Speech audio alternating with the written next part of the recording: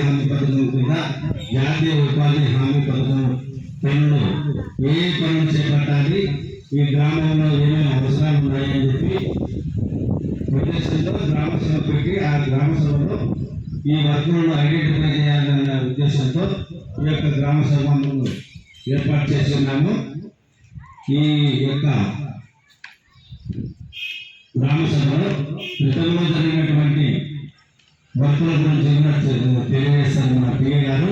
అదేవిధంగా కొన్ని 100% ఎన్ఆర్ఈజీసీ గ్రాంట్తో పనులు చేపట్టాలని చెప్పేసి ప్రభుత్వం ఈ యొక్క గ్రామ సభలో పనులను గుర్తించడం చెప్పింది.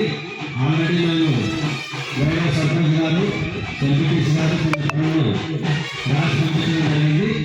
అదే కాదు ఆ పనులు కూడా మీకు చెప్తాము. అదేవిధంగా కొత్త పనులు ఏదైనా కూడా ఏ పనులు చేయాలా అని చెప్పేసి మీరు చెప్తే అది చేసుకొని ప్రభుత్వం వారికి నివేదికలు పంపిస్తాను.